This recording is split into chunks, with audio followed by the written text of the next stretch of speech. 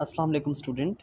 I am doctor Luqman and you are watching my YouTube channel strong medicos. तो students, आज हम एक new topic discuss करेंगे जो कि है गैस्ट्रोइंटेस्टिनल ट्रैक्ट की मूवमेंट्स।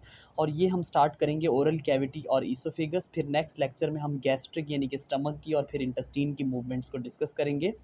तो आज का जो बहुत ही इंपॉर्टेंट हमारा टॉपिक है वो है स्वेल्विंग का मैकेनिज्म, क्योंकि इसके ऊपर एक ऑस्की स्टेशन आता है, ये लिखने के लिए आता है। तो ये स्टेशन जो है वो मैं आपको एक फ्लो चार्ट के थ्रू एक्सप्लेन करूँगा, ताकि आपको, अगर आप एज इट इज़ उसको याद कर लेंगे तो आपको ये स्टेशन ईजिली कवर कर लेंगे। तो बेसिकली स्वेल्विंग, अगर हम ले मेन ज़बान में बात करें तो स्वेल्विंग जो है वो खाने के निगलने को बोलते हैं, ऑल्सो कॉल्ड डीग्लूटेशन। कभी कभार क्वेश्चन ये पूछा जाता है कि डिस्क्राइब द मैकेनिज्म ऑफ डीग्लूटेशन। तो चलिए इसको शुरू करते हैं। सबसे पहले तो आपको ये पता होना चाहिए कि जो स्वेल्विंग रिफ्लेक्स होता है ये कंट्रोल कहाँ होता है। जो स्वेल्विंग आपका सेंटर होता है ये हो गया आपका ब्रेन, फिर उसके बाद ये मिड ब्रेन, पोन्स और फिर नीचे मेडुला, और ये है आपके पास। तो ये जो है वो मेडुला ऑब्लंगेटा के अंदर ये कंट्रोल होता है, यानी कि जो स्वेल्विंग रिफ्लेक्स के जो सेंटर होता है वो होता है मेडुला ऑब्लंगेटा के अंदर। तो ये एक इंपॉर्टेंट बात है, इसका एमसीक्यूज पूछा जाता है कि जो स्वेल्विंग सेंटर है वो कहाँ पर है ब्रेन के अंदर, मेडुला के अंदर। और जो दो इंपॉर्टेंट नर्व्स हैं जो आफ्रेंट और इफ्रेंट फाइबर्स लेकर आ रही होती हैं, ये भी आपको याद रखना है एमसीक्यूज़ के हवाले से। एक है आपके पास ग्लॉसोफेरेंजियल या नाइन्थ क्रेनियल नर्व, और दूसरी जो है वो हमारे पास 10th क्रेनियल नर्व यानी कि वेगस नर्व।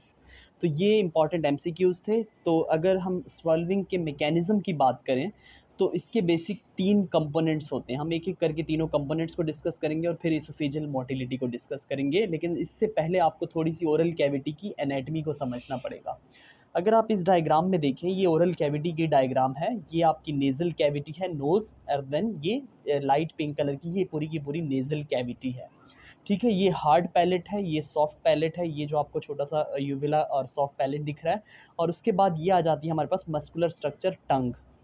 और देन ये हायोइड बोन है, थोड़ा सा फेरिंग से लैरिंग्स से ऊपर, और ये हमारे पास आ जाता है लैरिंग्स, और उसके नीचे है बिल्कुल ट्रेकिया। और ट्रेकिया के पीछे जो ट्यूबुलर स्ट्रक्चर है ये है हमारे पास ईसोफेगस। फेरिंग्स को जो है वो हम 3 पार्ट्स में डिवाइड करते हैं। ये जो आपको दिख रहा है ब्लू कलर का या पर्पल कलर का, ये होता है नेज़ोफेरिंग्स, जो कि नेज़ल कैविटी से रिलेटेड है। और ये हमारे पास आ जाता है ओरोफेरिंग्स, यानी कि ओरल कैविटी के बाद वाला। और उसके बाद हमारे पास आता है लैरिंगोफेरिंग्स, ये जो येलो कलर का है लैरिंग्स से रिलेटेड जो है ये लैरिंगोफेरिंग्स है। तो चलिए हम इसके स्वेल्विंग के मैकेनिज्म को अगर डिस्कस करें तो सबसे पहले क्या होता है, अगर इस डायग्राम को साथ साथ देखते जाएं तो सबसे पहला स्टेप क्या होता है कि फूड जो है वो कहाँ इंटर होता है, ओरल कैविटी के अंदर। Food इंटर्स into oral cavity. जब फूड ओरल कैविटी के अंदर यहाँ से इंटर होता है, ठीक है, तो उसके बाद क्या होता है कि यहाँ चीविंग का प्रोसेस होता है, यानी कि फूड को जो है वो हम दांतों से चबाते हैं, यानी कि वो स्लाइवा के साथ मिल जाता है और लुब्रिकेट हो जाता है। तो इस तरह से एक बॉल लाइक स्ट्रक्चर बनता है, ठीक है, यानी कि स्लाइवा और उसके साथ फूड मिक्स होता है, इसको हम कहते हैं बोलस। ठीक है, ये जो है वो हमारे पास बोलस बन जाता है। अब ये जो बोलस होता है, ये उसके बाद क्या है दूसरा स्टेप, बोलस फॉर्मेशन।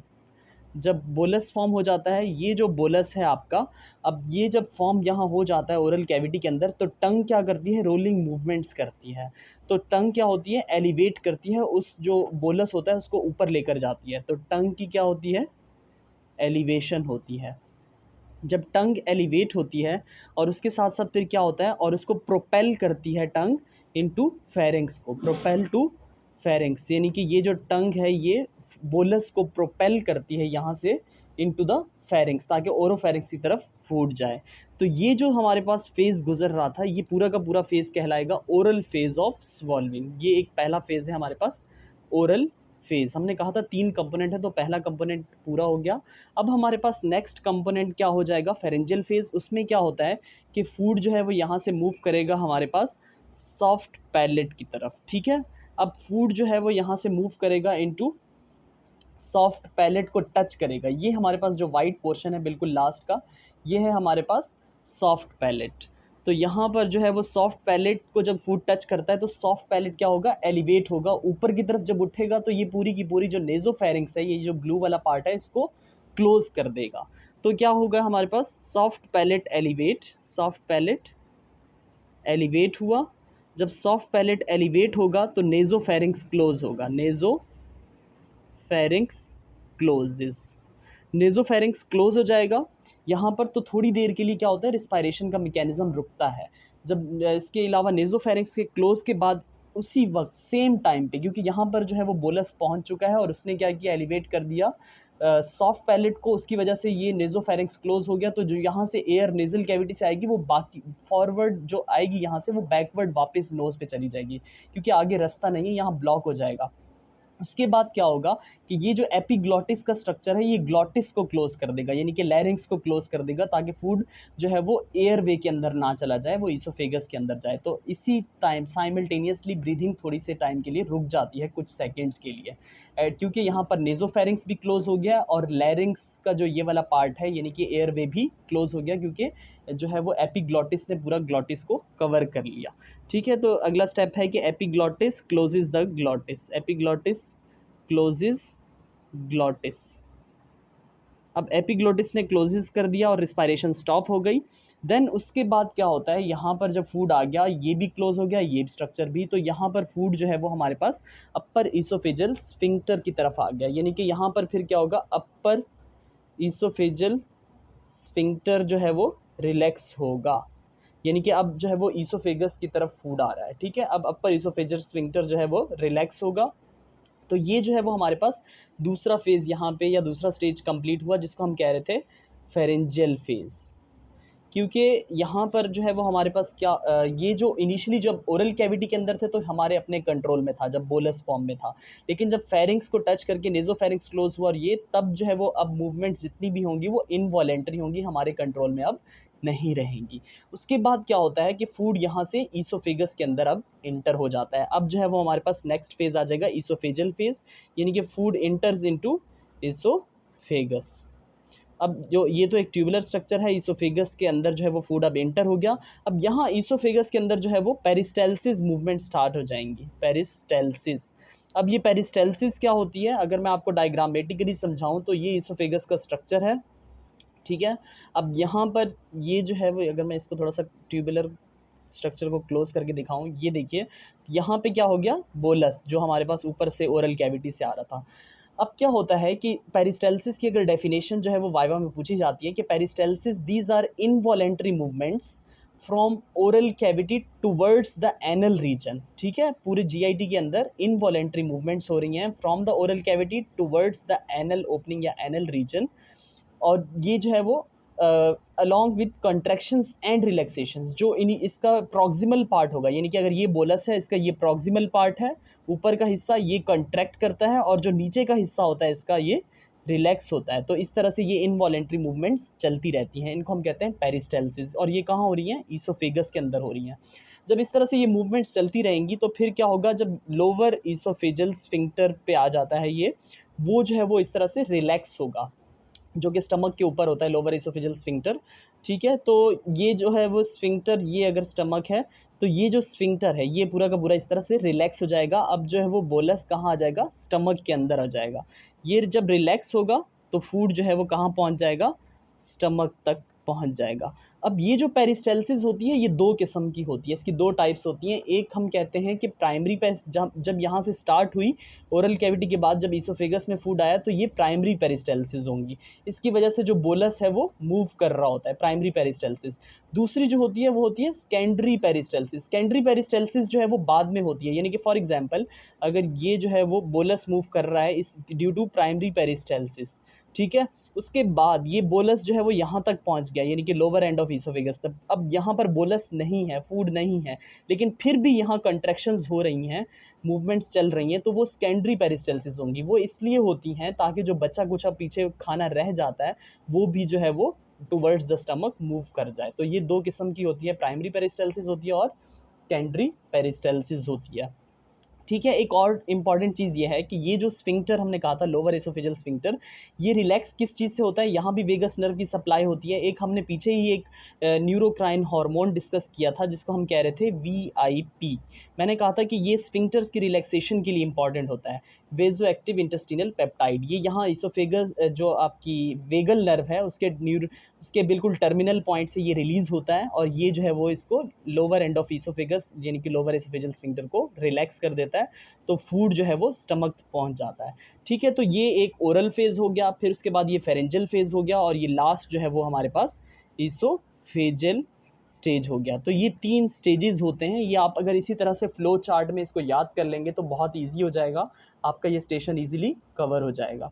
तो चलिए इसको मैं डायग्रामेटिकली दोबारा से समझा देता हूँ। यहाँ अगर इस डायग्राम को आप देखेंगे, ठीक है? अगर इस डायग्राम को आप गौर से देखें तो यहाँ क्या हो रहा है कि ये पूरी वही ओरल कैविटी है। ओरल फेस को अगर देखें तो यहाँ पर टंग की रोलिंग मूवमेंट्स की वजह से और उसके साथ चीविंग की वजह से स्लाइवा के साथ फूड मिक्स हो गया और यहाँ पर बोलस बन गया।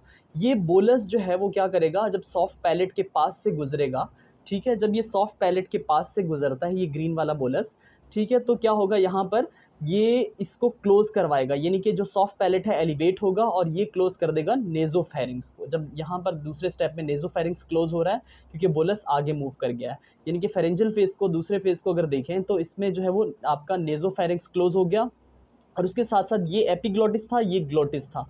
तो एपिग्लोटिस ने क्या किया, ये स्काई ब्लू कलर का स्ट्रक्चर, ये क्या हुआ यहाँ पर, एपिग्लोटिस ने क्लोज कर दिया ग्लोटिस को ताकि जो फूड है वो एयरवे के अंदर ना चला जाए।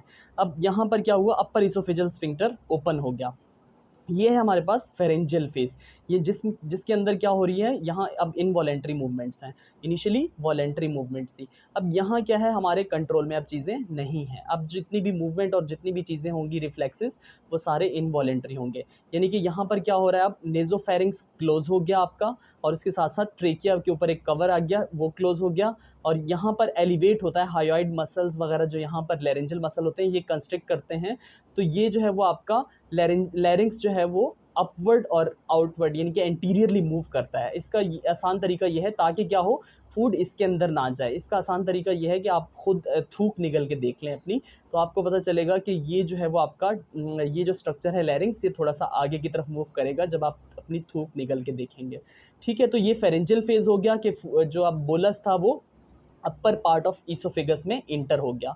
अब थर्ड फेज है हमारे पास, यहाँ पेरिस्टाल्सिस मूवमेंट स्टार्ट हो जाएंगी जो कि इनवॉलेंट्री मूवमेंट्स होती हैं from oral cavity towards the anal reason और पूरे जीआईटी स्ट्रक्चर के अंदर होती हैं। जैसे कि उसके पीछे जो होता है, इस बोलस के पीछे अगर देखें तो कंट्रैक्शन हो रही है और उस बोलस के आगे यानी कि लोअर पार्ट पे देखें तो रिलैक्सेशन हो रही है। तो इस तरह से ये इनवॉलेंट्री मूवमेंट्स चल रही होती हैं पूरे जीआईटी के अंदर ताकि फूड जो है वो आगे की तरफ मूव करे towards from oral cavity towards the anal reason. तो यहाँ पर जो है वो एंड में क्या होगा, ये लोअर इसोफेजियल स्फिंक्टर है, ये फिजियोलॉजिकल स्फिंक्टर होता है, एनाटॉमिकल नहीं है ये। अब यहाँ पर जब फूड पहुँच जाता है, ठीक है, तो यहाँ पर जो है वेजो एक्टिव इंटेस्टिनल पेप्टाइड रिलीज होता है फ्रॉम द वेगस नर्व। तो ये स्फिंक्टर पूरा का पूरा रिलैक्स हो जाता है। जब ये रिलैक्स हो जाता है, नॉर्मली ये स्फिंक्टर वाली जो जगह होती है ये फिजियोलॉजिकली टाइट रहती है, लेकिन जैसे ही यहाँ फूड पहुँचता है वेगस नर्व एक्टिव होती है तो ये रिलैक्स हो जाता है और फूड यहाँ से फिर इंटर हो जाता है इनटू द स्टमक। तो ये हमारे पास हो गया 3 फेजेस हैं स्वॉल्विंग रिफ्लेक्स के, एक ओरल फेज, फेरेंजियल फेज और ईसोफेजियल फेज। ठीक है, तो ये जो है वो हमारे पास हो गया। अब हम जो है वो दो एक डिसऑर्डर्स, बहुत ही सिंपल से डिसऑर्डर हैं, इनको अगर देख लें कि ये जो हमारे पास ईसोफेगस का बिल्कुल लोअर एंड है, बिल्कुल स्टमक से ऊपर, ये जहाँ जो स्फिंक्टर, जो फिजियोलॉजिकल स्फिंक्टर है, यहाँ पर दो चीज़ें इंपॉर्टेंट हैं, दो डिसऑर्डर इंपॉर्टेंट है, बाज़ औक़ात एमसीक्यूज़ में पूछा जाता है। एक होता है गैस्ट्रोइसोफेजियल रिफ्लक्स डिजीज़ और दूसरा होता है हमारे पास एकेलेजिया। दोनों एक दूसरे के अपोजिट हैं। ठीक है, अगर हम यहाँ बात करें गैस्ट्रोइसोफेजियल रिफ्लक्स डिजीज़ की, जिसको हम आम लेमैन ज़बान में जो है वो हम इसको हार्ट बर्न भी कहते हैं। ठीक है, अब इसके अंदर क्या होता है, जो लोअर इसोफेजियल स्फिंक्टर होता है ये जो है इसके अंदर इसकी टोन रिड्यूस हो जाती है। ठीक है, अब जब इसकी टोन रिड्यूस होती है यहाँ, तो ये ढीला पड़ जाता है। तो क्या होता है कि यहाँ से जो स्टमक का कंटेंट होता है, एसिडिक कंटेंट, वो अपवर्ड मूव करता है और रीगजिटेट बैक होता है। तो फिर क्या होता है, ये एसिडिक कंटेंट होता है सारा का सारा, तो हार्ट बर्न की कंप्लेन पेशेंट को होती है। ये गैस्ट्रोइसोफेजियल रिफ्लक्स है, यानी कि गैस्ट्रिक कंटेंट रिफ्लक्स हो रहा है बैक इनटू द ईसोफेगस। अब दूसरा हमारे पास आता है एकेलेजिया। एकेलेजिया के अंदर क्या होता है, टोन बहुत ज़्यादा बढ़ जाती है। जो लोअर इसोफेजियल स्फिंक्टर होता है ये वाला, इसकी टोन बहुत ज़्यादा बढ़ जाती है और ये अनेबल टू रिलैक्स होता है, यानी कि ये जो है वो रिलैक्स प्रॉपरली नहीं हो पाता। अगर इसको यूँ देखूँ तो ये इस तरह से हो जाता है। ठीक है, ये स्टमक है और इसकी जो है वो टोन बहुत ज़्यादा बढ़ी हुई है। तो ऐसे में क्या होता है कि जितना भी बोलस या जो खाना आ रहा होता है वो सारा यहीं स्टोर होना शुरू हो जाता है और उस स्टमक के अंदर इंटर नहीं हो पाता। ठीक है, तो यहाँ पर जो है वो हैवीनेस की पेशेंट को कंप्लेन होती है, इसको हम कहते हैं एकेलेज़िया। इसके मल्टीपल कॉजेज़ होती हैं, ज़्यादा डिटेल में मैं नहीं जाऊँगा, वो पैथोलॉजी में डिस्कस करेंगे। तो यहाँ पूरा का पूरा इस तरह से जो है वो ईसोफेगस जो है वो इस तरह से पूरा का पूरा डिस्टेंडेड होना शुरू हो जाता है, और ये जो है वो स्टमक है, ठीक है? ये स्टमक है और ये ईसोफेगस है। यहाँ ऑब्स्ट्रक्शन है या फिर उसकी टोन बढ़ी हुई है, तो पीछे सारा का सारा खाना यहाँ जमा होना शुरू हो जाता है। तो यहाँ तक ये जो है लेक्चर यहाँ कंप्लीट हुआ। फिर हम नेक्स्ट में जो है वो गैस्ट्रिक मोटिलिटी को डिस्कस करेंगे।